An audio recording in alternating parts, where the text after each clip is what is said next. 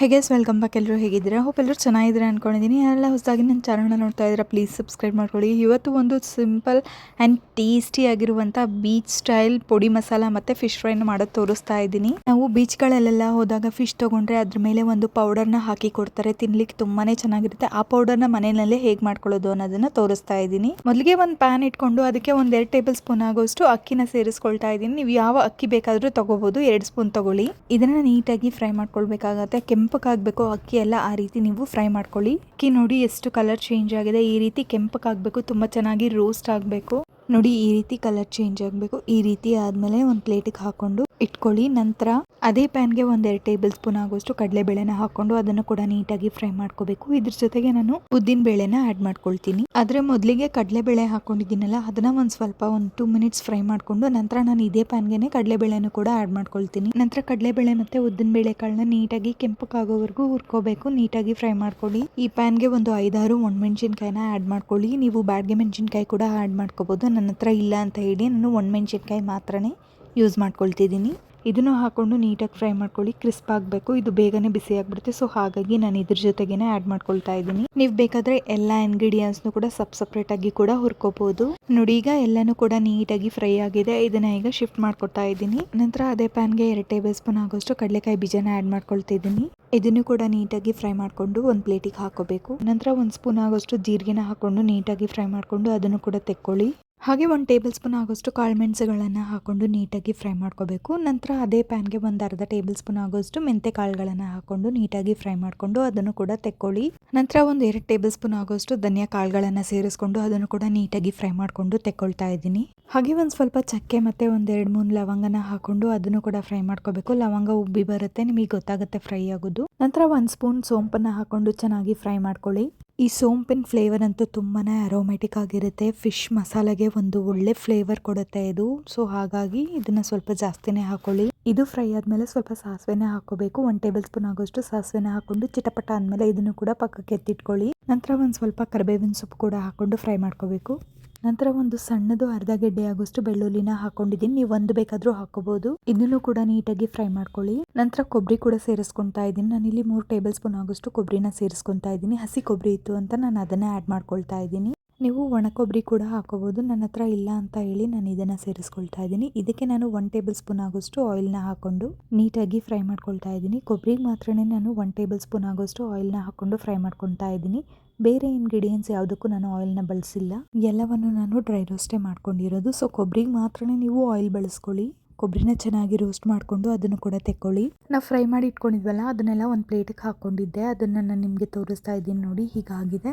ಇದನ್ನ ಎಲ್ಲ ತಣ್ಣಕ್ಕೆ ಹಾಕಕ್ಕೆ ಬಿಟ್ಟಿದ್ದೀನಿ. ಇದನ್ನು ಒಂದ್ಸತಿ ಮಿಕ್ಸ್ ಮಾಡಿಕೊಂಡು ಕೈಯಲ್ಲಿ ಇದನ್ನು ನಾನೀಗ ಮಿಕ್ಸಿ ಮಾಡ್ಕೊಳ್ತಾ ಇದ್ದೀನಿ. ಕೋರ್ಸ್ ಪೌಡರ್ ಆಗಿ ಮಿಕ್ಸಿ ಮಾಡ್ಕೊಳ್ಳಿ. ತುಂಬಾನೇ ಫೈನ್ ಪೇಸ್ಟ್ ಆಗಿ ಮಾಡ್ಕೊಳಕ್ ಹೋಗ್ಬೇಡಿ. 2 ಟೈಮ್ಸ್ ಮಿಕ್ಸಿಗೆ ಹಾಕಿ ಮಾಡ್ಕೊಳ್ಳಿ. ಇದನ್ನ ನೀವು 3 ವೀಕ್ಸ್ 4 ವೀಕ್ಸ್ ಬೇಕಾದ್ರೂ ಇಟ್ಕೊಂಡು ನೀವು ಮಾಡ್ಕೊಳ್ಬಹುದು. ಅಷ್ಟು ಕ್ವಾಂಟಿಟಿನಲ್ಲಿ ಆಗಿರುತ್ತೆ. ನಾನು ನಿಮಗೆ ತೋರಿಸ್ತೀನಿ.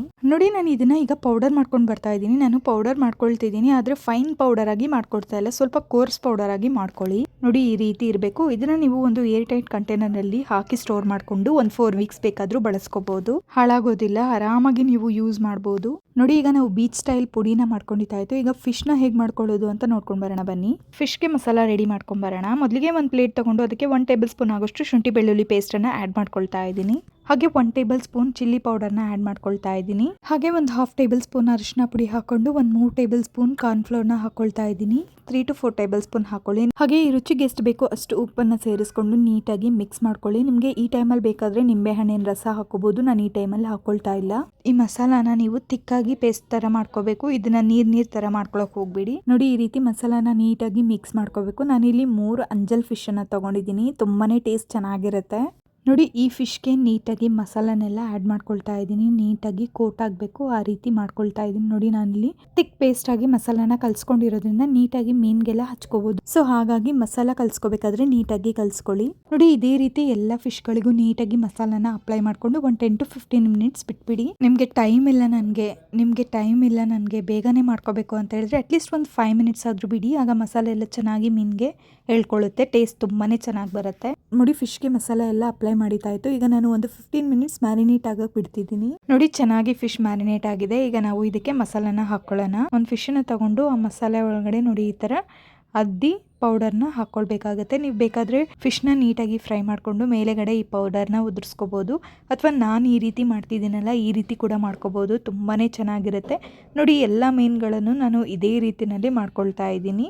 ತವ ನಾನು ಕಾಯ್ಲಿಕ್ಕೆ ಇಟ್ಟಿದ್ದೆ, ಅದಕ್ಕೆ ಒಂದು 4 ಟೇಬಲ್ ಸ್ಪೂನ್ ಆಗೋಷ್ಟು ಆಯಿಲ್ನ ಹಾಕ್ಕೊಂಡು ನಾವೇನು ಈ ಮೀನುಗಳನ್ನೆಲ್ಲ ಮಾಡಿಟ್ಕೊಂಡಿದ್ವಿ ಅದನ್ನು ಈಗ ಒಂದೊಂದೇ ಸೇರಿಸ್ಕೊಳ್ತಾ ಇದ್ದೀನಿ. ಫಿಶ್ನ ಹಾಕ್ಕೊಂಡು ಇಮಿಡಿಯೇಟಾಗಿ ಟರ್ನ್ ಮಾಡ್ಕೊಳಕ್ಕೆ ಹೋಗ್ಬಿಡಿ. ಒಂದು 5 ಮಿನಿಟ್ಸ್ ಒಂದು ಸೈಡ್ ಕುಕ್ ಆಗಬೇಕು, ಆಮೇಲೆ ನೀವು ಟರ್ನ್ ಮಾಡ್ಕೋಬೇಕು.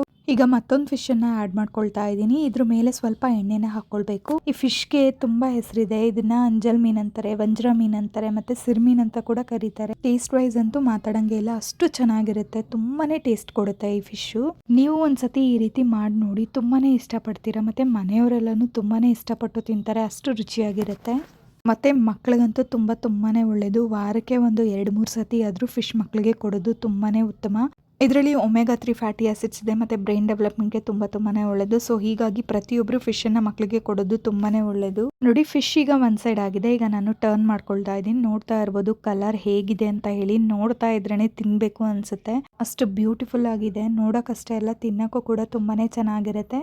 ಇದನ್ನು ಎಲ್ಲ ಕಡೆ ಕೂಡ ಬೇಯಿಸ್ಕೋಬೇಕು, ಸುತ್ತಮುತ್ತ ಸೈಡ್ಗಳಲ್ಲಿ ಮತ್ತು ಫ್ರಂಟು ಎಡ್ಜಲ್ಲಿ ಎಲ್ಲ ಸುತ್ತಮುತ್ತ ನೀಟಾಗಿ ಇದನ್ನು ಕುಕ್ ಮಾಡ್ಕೋಬೇಕಾಗುತ್ತೆ. ಫಿಶ್ ಕುಕ್ ಆಗಲಿಕ್ಕೆ ಟೈಮಿಂಗ್ ತಗೊಳ್ಳೋದಿಲ್ಲ, ಬೇಗನೆ ಆಗಿಬಿಡುತ್ತೆ. ಸೊ ಹಾಗಾಗಿ ನಾವು ನೀಟಾಗಿ ಬೇಯಿಸ್ಕೋಬೇಕು ಇದನ್ನು. ನೋಡಿ, ನಮ್ಮ ಅಂಜಲ್ ಫಿಶ್ ತುಂಬಾ ಚೆನ್ನಾಗಿ ರೆಡಿ ಆಗಿದೆ. ಈಗ ನಾನು ಪ್ಲೇಟಿಂಗ್ ಮಾಡ್ಕೊಳ್ತಾ ಇದ್ದೀನಿ.